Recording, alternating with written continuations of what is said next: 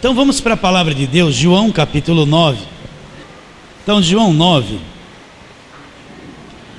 é uma pregação que eu já fiz muitas vezes e vou repeti-la muitas outras.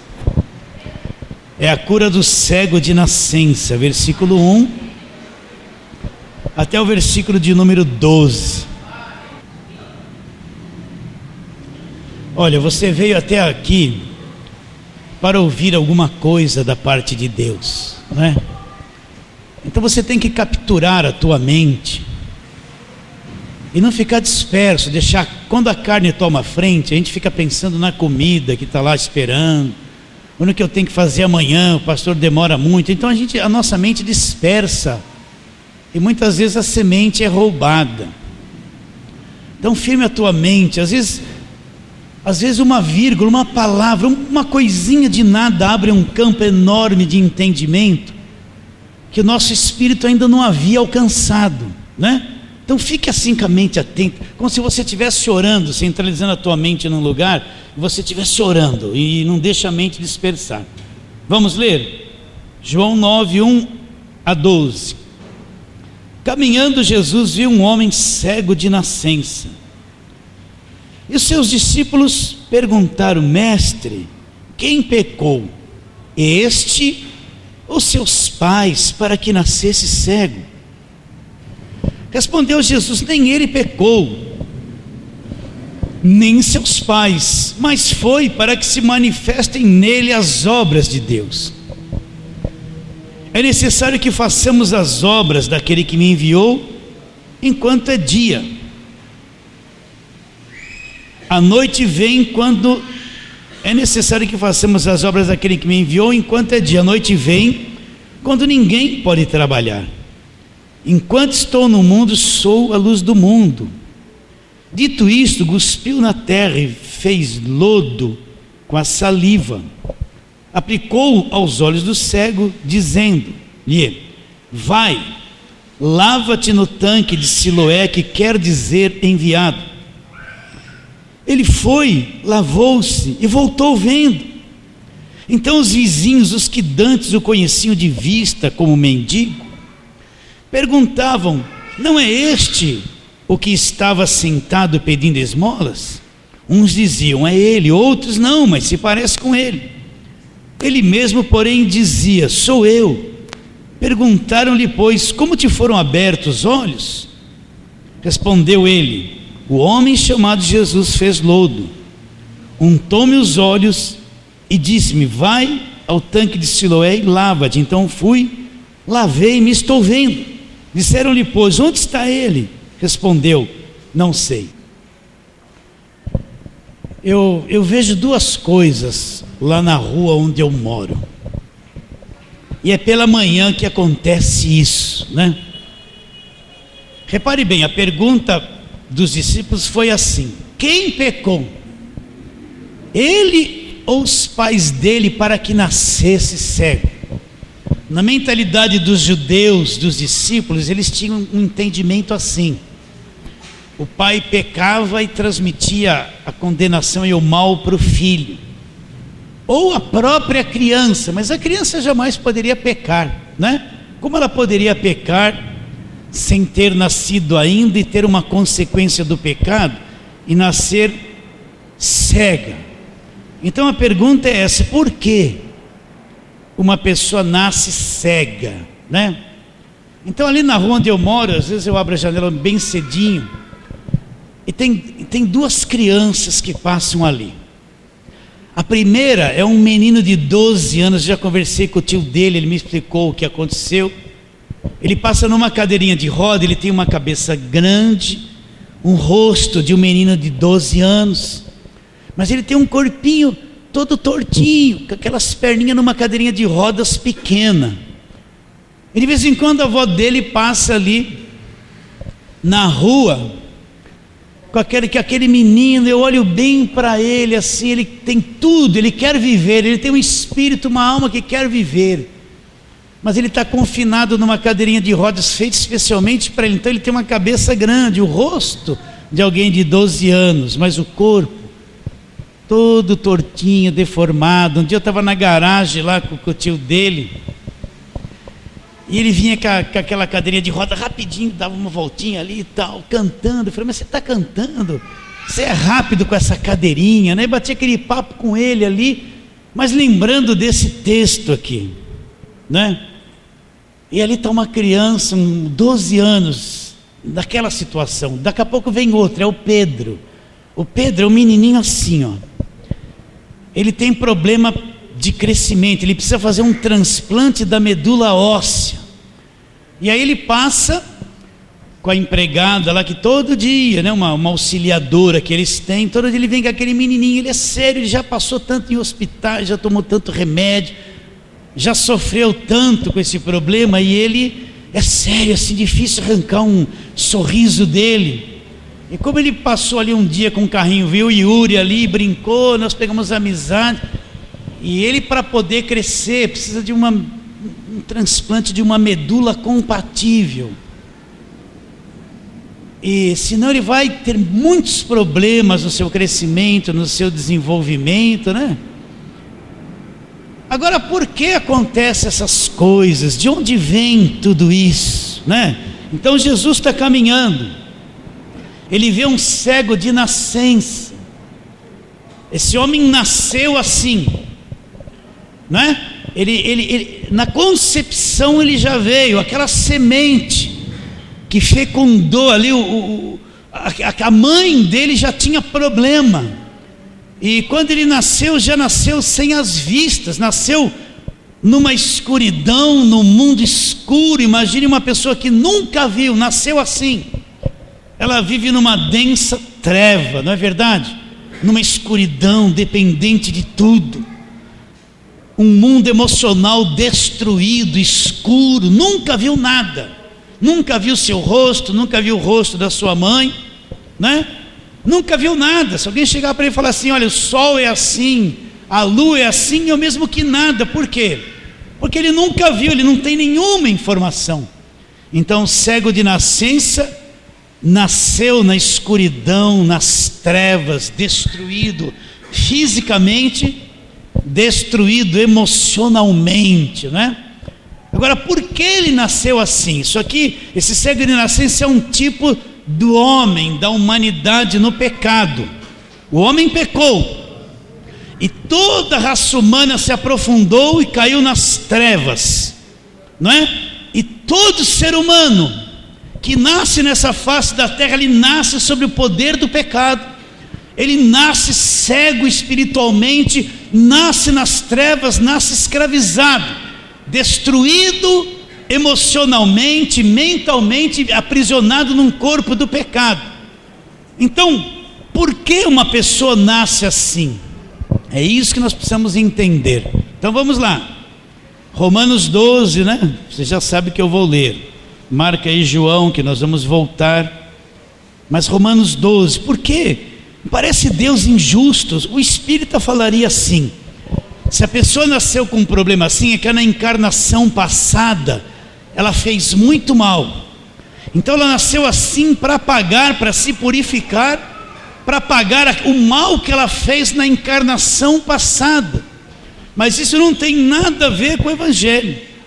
Então por que aquela criancinha que passa ali em casa, aquele menino, nasceu daquele jeito? Esse Pedro que passa ali, ele numa criancinha ainda, já está ali angustiada, doente, uma preocupação enorme com os pais, com os avós. Será que é injustiça de Deus? Será que Deus escolhe, aquele vai nascer assim, esse vai ter saúde, aquele não vai ter? Por que isso existe, não é? Então Romanos 5,12 diz: portanto, assim como por um só homem entrou o pecado no mundo, e pelo pecado a morte, assim também a morte passou a todos os homens, porque todos pecaram. Então por que existe a doença? Você não vai encontrar textos assim: Deus criou o câncer, e Deus criou este monte de vírus, de bactérias que enfraquecem, que matam o homem, não é? Você vai ver alguma declaração de Deus. Deus é o criador de todas as coisas. Ele vai falar: quem fez o mudo, quem fez o cego. Por que Deus fala assim? Porque Deus é responsável pela criação, Ele criou o nosso mundo. O homem falhou e o mundo se tornou o que é, o pecado entrou no mundo. Então Deus é o Criador, não que Ele criou o pecado porque Ele quis, criou o mudo para ser mudo ou o cego para ser cego. Deus é responsável pela sua criação. Quando a Bíblia diz que Ele é o Criador de todas as coisas, que Ele criou tudo, criou de fato. Mas essa criação está contaminada pelo pecado e Deus é responsável. Por isso que Ele é o Criador de todas as coisas. Ele assumiu a responsabilidade. Mas você não vê Deus criando as doenças para o homem ficar doente. Você não vê Deus criando esses vírus, essas coisas malignas que entram no homem para matar, roubar e destruir o homem. Você não vê Deus criando essas coisas. De onde vem tudo isso? Por que uma pessoa nasce cega, outro nasce defeituoso, outro nasce com um problema genético terrível? Por que a doença existe? Por um homem entrou o pecado no mundo, e pelo pecado entrou a morte. A morte consiste em todas essas coisas. Essa morte trouxe essas doenças, essas maldições, esses vírus. Você vai ver ali em Gênesis 3, Deus disse para o homem, depois que o homem pecou: Adão, o que você fez? Agora a terra está debaixo de uma maldição, maldita é a terra por tua causa. Agora o sistema todo vai ficar invertido, tudo vai ser mudado, a terra vai começar a produzir cardos e abrolhos. Esses cardos e abrolhos são sementes malignas que matam a semente boa, as ervas daninhas que concorrem com aquilo que é bom. Para o homem colher o que é bom é um trabalhão enorme, mas o mato cresce. Você não precisa adubar, não precisa fazer nada, e não tem quem destrua a erva daninha. Planta a semente boa, e daqui a pouco a semente maligna está do lado para sufocar a semente boa. Toda a nossa terra entrou debaixo de maldição.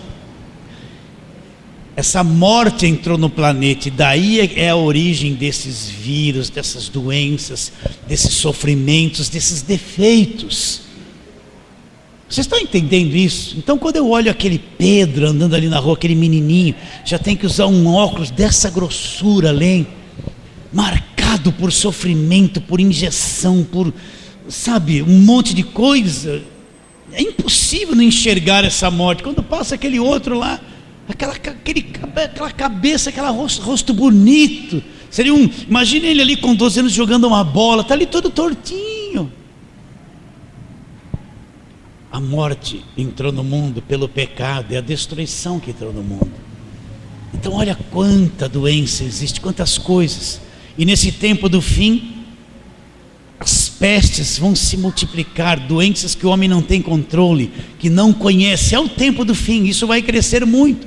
Mas por que isso existe? Por causa, esse pecado entrou no mundo, e tudo isso consiste em morte. Então é por isso que esse homem era cego de nascença, nasceu assim, não foi culpa da mãe e nem dele mesmo, porque ele nem existia, mas por causa do pecado. Então existe todas essas coisas deformadas, doente, que destroem a raça humana, destroem um planeta, não é? Essa é a origem, por causa do pecado. E nós também, esse corpo sujeito a doenças constantemente, não é verdade? Por quê? Esse corpo não é aquela coisa original que Deus fez, que Adão tinha. É um corpo deformado, um corpo destruído, portador da morte, não é verdade? Então existe um monte de inimigos do corpo, um monte de vírus, de bactérias, de coisas que ela sempre quer destruir a tua carne. De onde vem tudo isso?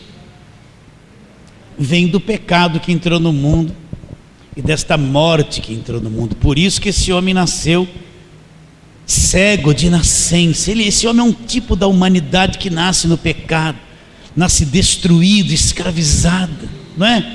Nasce cega, não enxerga nada. Uma humanidade voltada só para o exterior, é morto totalmente para o mundo de Deus, para as coisas sobrenaturais de Deus, né? Homens violentos, com coração pervertido, né? Alheios à vida de Deus, inimigos de Deus. Por quê? Porque o pecado entrou no mundo por um homem, Adão. E pelo pecado entrou o quê? Entrou a morte. Você tem que ter isso, porque, meu irmão, você não vai enxergar a graça de Deus e a grandeza do sacrifício de Jesus se você não tiver clareza do que é o pecado, daquilo que o pecado trouxe para a raça humana. É uma raça depravada, é uma raça distorcida, atrofiada, estragada. A raça humana é uma coisa estragada por completo, não é? Você não vê a dificuldade que nós temos de nos entendermos? Fala a verdade. Você não vê a dificuldade que você tem? Espero que não seja só comigo, né?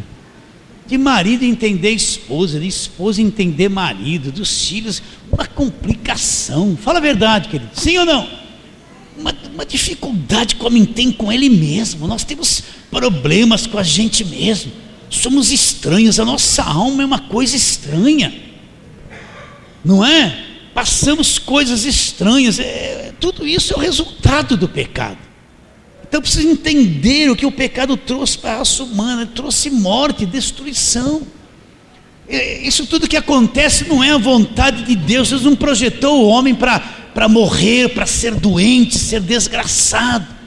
Nós somos feitos para o louvor da glória da sua graça, diz Efésios capítulo 1, versículo 5, 6, não é?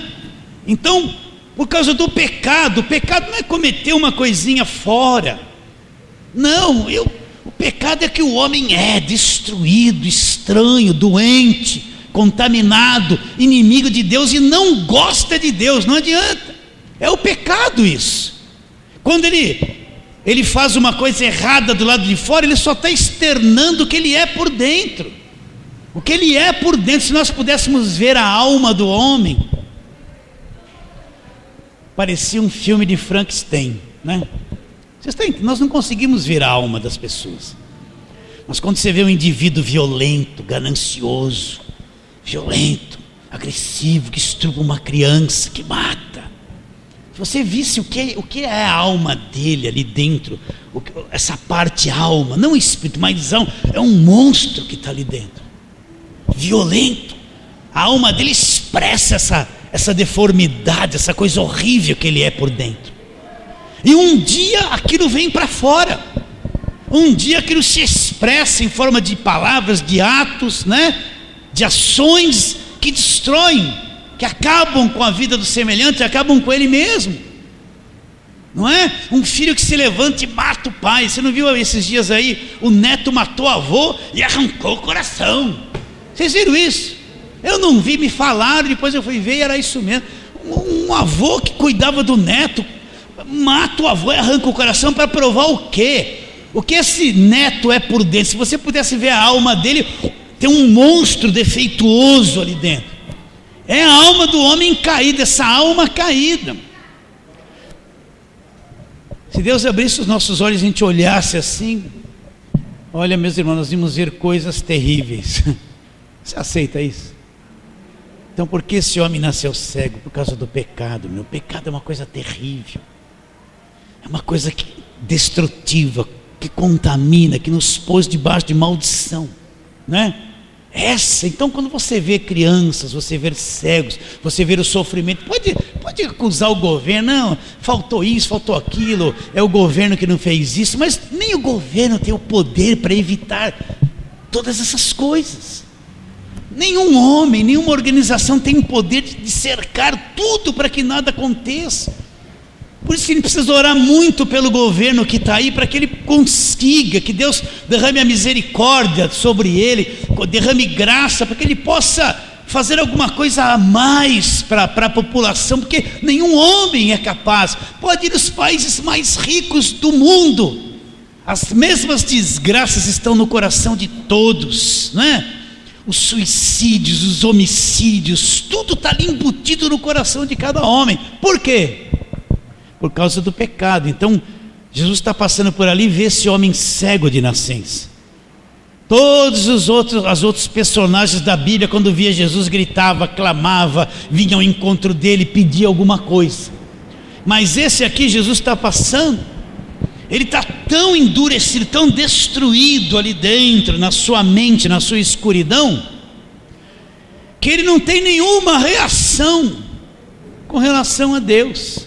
É Jesus que tem uma reação com relação a ele, é Jesus que toma uma atitude. Então essa é a obra de Deus. O homem caiu nas trevas, no pecado, não tinha nenhuma reação para Deus.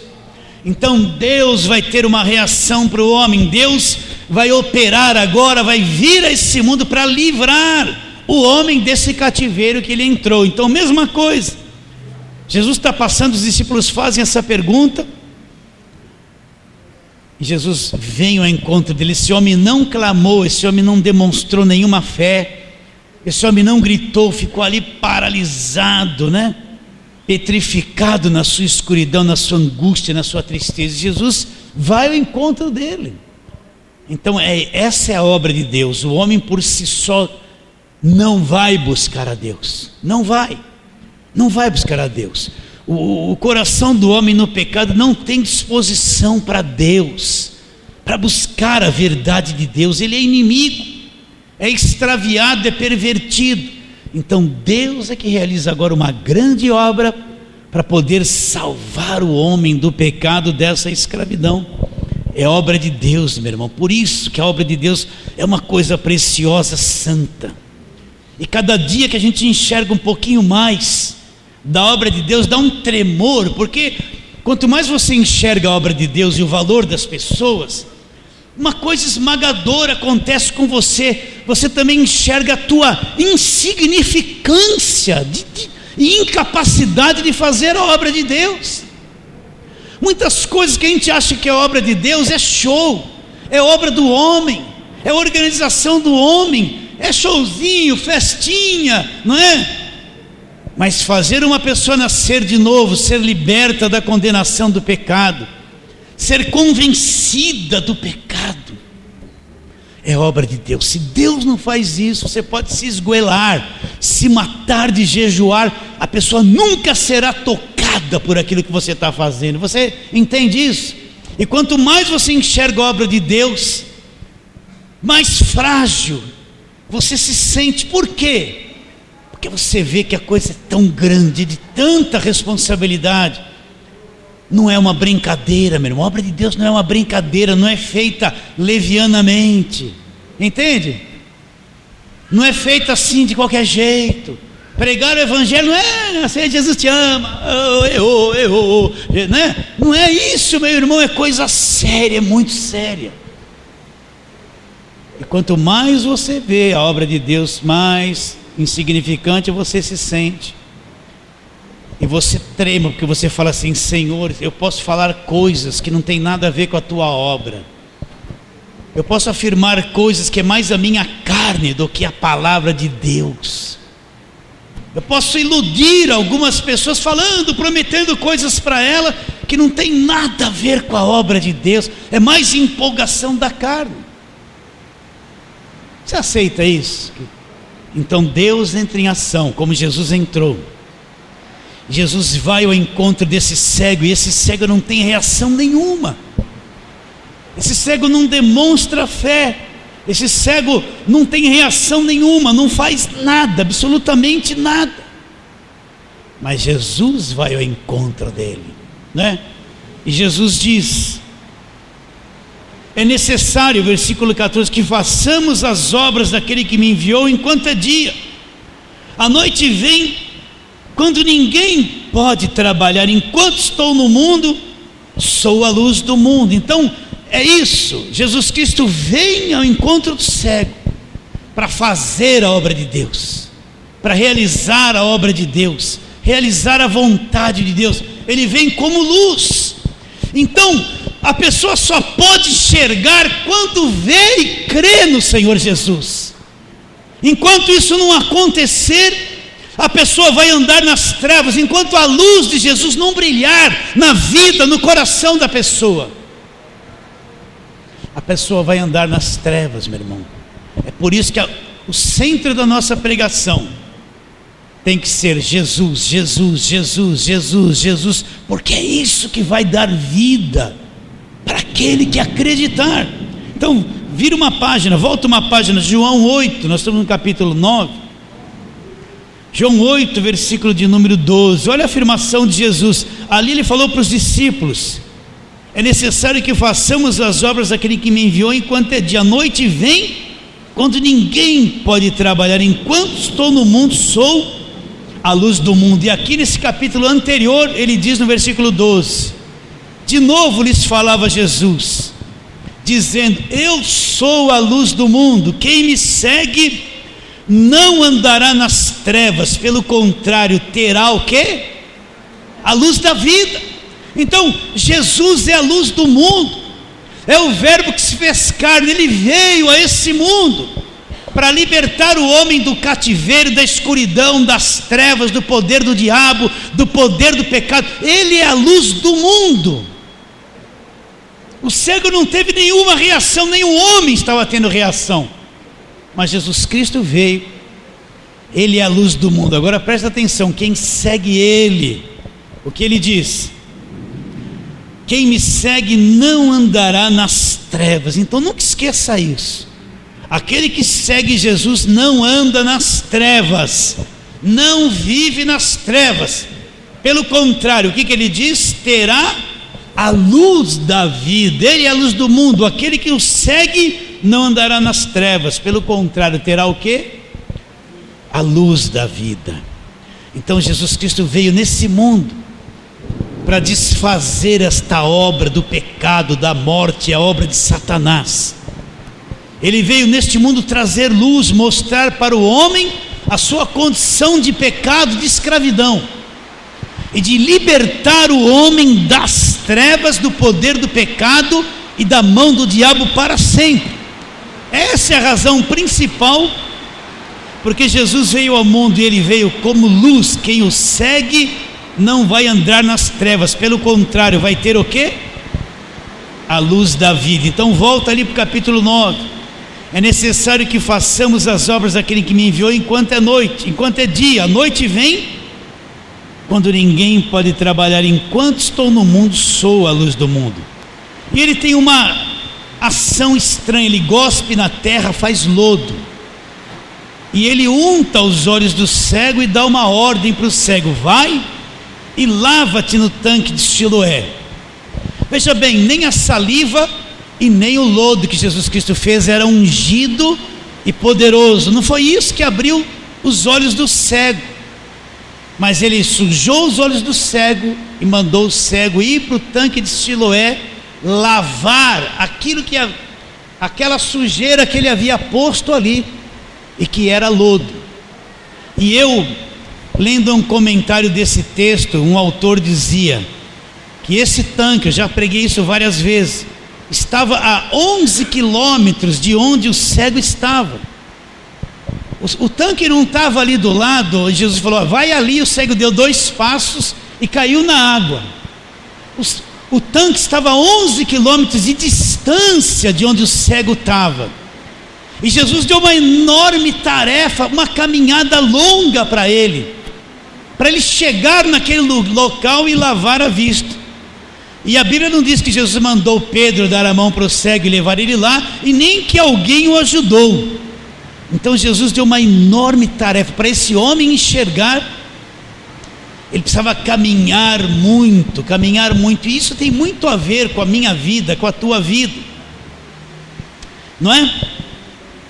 Por que essa caminhada? Porque muitas vezes meus irmãos, o pecado trouxe uma destruição para o coração do homem muito grande, e muitas vezes nós achamos que os problemas são só coisas externas. A gente acha assim: olha, se resolvesse isso, minha vida mudava.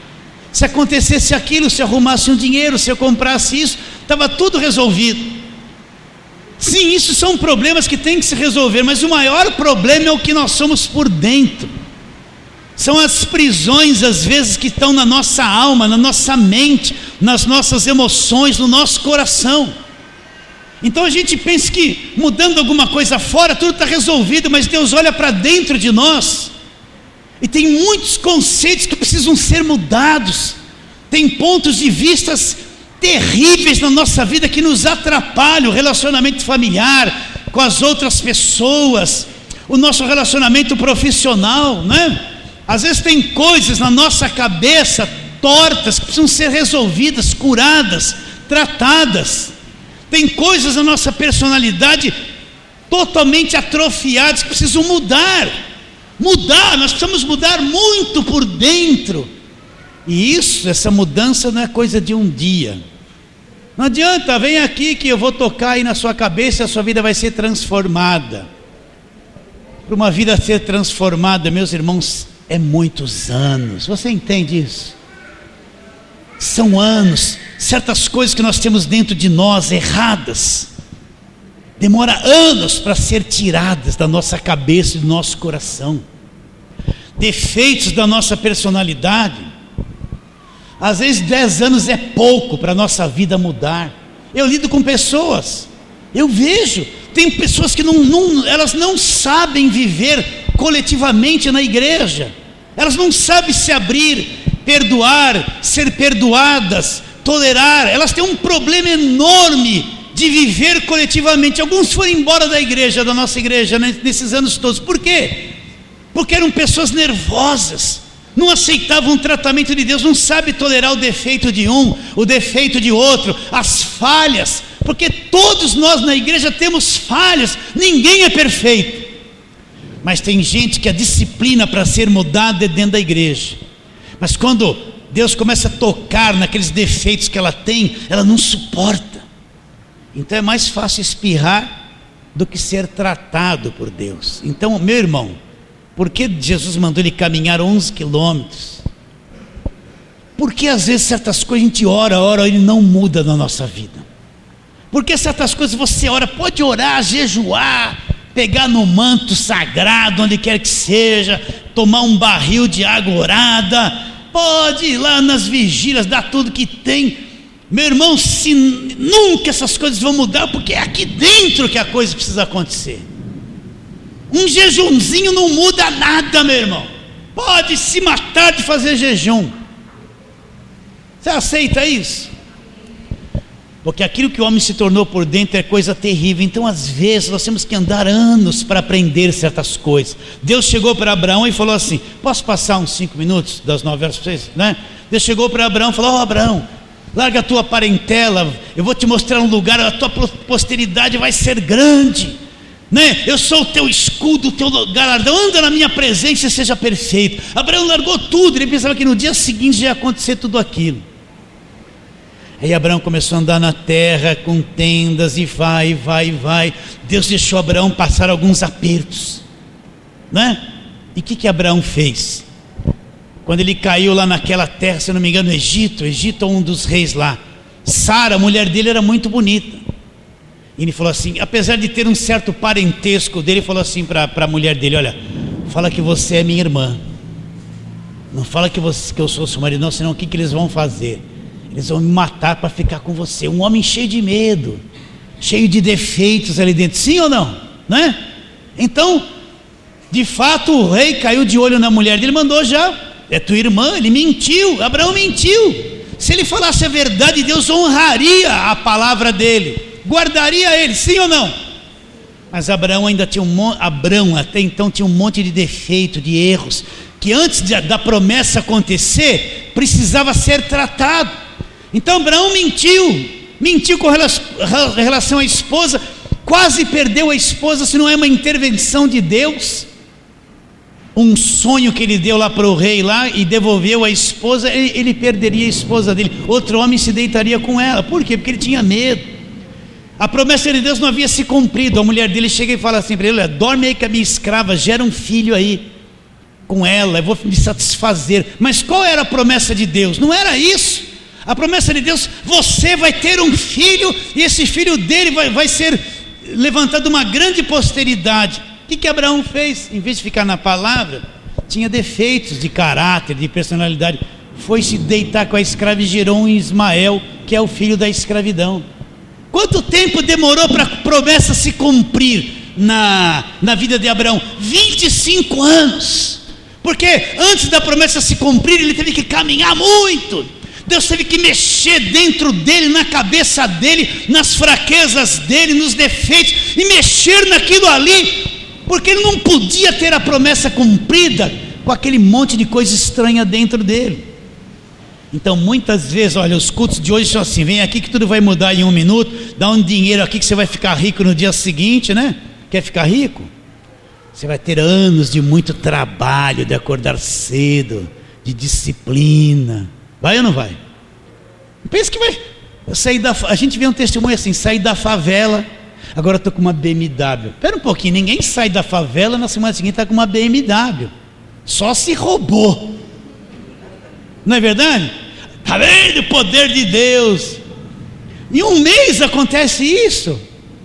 Quer ficar rico? Vai trabalhar muito, meu irmão. Deus vai dar riqueza através do trabalho. Sim ou não? Então a gente vê um monte de embuste hoje no meio da igreja sendo prometido. Então as pessoas querem virar empresário rápido. Aí está lá o empresário falido. Quando ele estava no auge, ele oprimiu o salário do trabalhador dele, sonegou imposto, fez um montão de coisa por baixo de pano. Aí faliu. Agora ele está lá num culto, quer ficar rico da noite para o dia de novo. Vai, procura os funcionários que ele roubou, vai pagar o que deve, faz tudo certinho. Não é num culto que você vai dar a volta por cima, não. Então, meus irmãos, nós precisamos caminhar muito. Olha, Jesus sabia que o maior problema desse cego não era aqui, era aqui, ó. Então muitas vezes o nosso problema não é, nós estamos vendo da ótica humana, preciso mudar, preciso comprar, preciso ficar rico, preciso isso, preciso aquilo, e nós não enxergamos o defeito que está aqui em nós. Nossos valores estão invertidos. Uns vão andar 10, outros 15, outros uma vida inteira para certas coisas acontecerem. E Deus chegou para esse homem e falou: vai lá, lava-te no tanque de Siloé. Esse homem teve que caminhar 11 quilômetros, deve ter tropeçado bastante, chutado pedras, uma dificuldade enorme. Mas nessa caminhada, nessa dificuldade, nesses obstáculos, é ali que Deus foi fazendo uma obra dentro dele. Às vezes a gente fala assim: Senhor, me livra disso. Isso que você quer se livrar, às vezes é para o teu bem. Sabia disso? É para você chegar no tanque, lavar e ver. Vocês estão entendendo isso ou não, irmãos? Às vezes certos apertos que a gente passa é para o nosso próprio bem. Nós estamos caminhando, e nessa caminhada, algumas dificuldades, não digo que você vai viver a vida inteira assim, não é isso. Mas às vezes nessa dificuldade vai ser uma bênção ali amanhã, porque você vai ser mudado, vai entender certas coisas que não entenderia se a vitória viesse antes. Então imagine esse homem caminhando na sua dificuldade. Quantas vezes o diabo deve ter vindo ali, ó: para com isso, você vai lá, você é cego. Mas esse homem foi, meu irmão. Você está entendendo? Por isso que ser crente é ter coragem. Ser crente não é para gente mole. Qualquer coisinha, né? Qualquer probleminha, qualquer necessidade, já vou largar tudo, cara. Deus não me abençoou. Ser crente é para gente de coragem, que está disposto a enfrentar, a ser crente de verdade, a caminhar, a suportar o que tem que suportar, ter a alegria que tem que ter a bênção que tem que ter, mas suportar o que tem que suportar. E o que nós temos que suportar às vezes é desagradável, mas é o caminho da mudança de coração. Ser crente não é, a pessoa quer ser crente só para ter carro, casa e dinheiro, não é? Eu quero ver você ser crente para ajudar as pessoas, para fazer alguma coisa em favor de alguém que lhe custe alguma coisa, e você não receba nada de ninguém nem te reconheça. Não é verdade? Tem tanta coisa para ser alcançada. A pessoa quer ser crente, não vai tomar posse, né? Só quero, o que vai tomar posse? Começou o ano, faz aí o seu projeto do ano 2011. Vem aqui que eu vou ungir o teu projeto, tudo vai acontecer na tua vida. Você vai ver, ler o projeto da pessoa. Eu quero trocar de carro, eu quero comprar aquela casa, eu quero ter um emprego para ser cabeça e não cauda. Um projeto miserável de crente egoísta, né? Que só quer coisas desta terra, Você não vê nos projetos de vida: eu gostaria de pregar o evangelho e alguém encontrar Jesus, gostaria de ajudar mais a igreja, né? Eu gostaria de ser um instrumento na mão de Deus para abençoar pessoas. Senhor, eu gostaria de aprender a me negar a mim mesmo e falar menos quando falo mais. Os projetos de vida são só coisas para essa terra, projetos miseráveis de gente de coração duro que não conhece o valor de uma vida. Uma vida vale mais que o mundo inteiro, acredita nisso? Então, meus irmãos, às vezes nós vamos ter que andar muitos anos para essas coisas serem mudadas. Às vezes as pessoas estão enfrentando uma dificuldade hoje. Eu lembro que eu enfrentei muita dificuldade no passado, odiei passar por aquilo. Mas se eu não tivesse passado, eu não compreenderia certas pessoas hoje. Eu não compreenderia a ovelha, entende isso? Eu seria mais duro, eu pegaria os meus obreiros aqui na igreja e reio neles, cajado, banco, né? Olha aí, acusaria. Mas meu irmão, o que eu passei de luta no passado, aprendi. Foi terrível passar, mas me ensinou muita coisa. Eu odiei passar, mas hoje eu falo glória a Deus, glória a Deus. E se eu quiser ver mais, talvez vá passar por coisa mais apertada ainda. E se tiver que passar, vou passar. Quer enxergar mais o evangelho? Quer ter uma visão profunda? Às vezes você vai ter que passar certas coisas dessa vida. Aí vai falar assim: é o diabo. Não, não é não. Você precisa passar mesmo para enxergar. Quer enxergar? E esse homem foi. E o que aconteceu? Já estou quase terminando. Dizendo-lhe, versículo 7: vai, lava-te no tanque de Siloé, que quer dizer enviado. E ele foi, lavou-se e voltou vendo. Então imagine esse homem, depois de toda aquela caminhada. É isso que está no meu coração. Não interessa a luta, o que for, um dia aquilo que eu creio vai acontecer.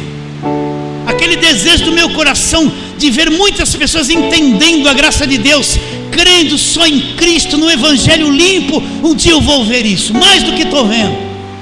O desejo do coração de ver pessoas salvas, que confiam só em Jesus, que não são místicas, porque a igreja está cheia de misticismo. Esse é o alvo do meu coração. Um dia eu vou ver isso, custe o que custar. Esse homem foi andando, mas uma hora ele chegou ali onde as vistas dele seriam abertas. E ele pegou aquela água, acho que tinha aquele barulho de gente, ouviu o barulho da água, fez assim, ó. E de repente aquilo foi se abrindo. E o cativeiro de nascimento dele, que foi nascendo cego, né? Teve o fim. Todas as cadeias que amarravam a vida desse homem foram quebradas ali, mas ele caminhou. Ali ele foi curado das vistas, não só das vistas, mas ele foi curado muitas coisas lá dentro, que a cegueira, a destruição tinham trazido para dentro do coração dele. Entende isso? Isso é um tipo do homem, de cada um de nós. Você vai caminhando, às vezes não está enxergando bem, mas se Jesus falou, vai caminhando.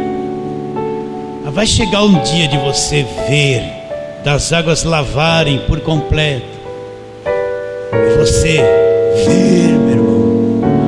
E esse homem que era escravo da cegueira, escravizado emocionalmente, se tornou livre. Ele viu, meu irmão. Vocês estão entendendo isso? Ele viu.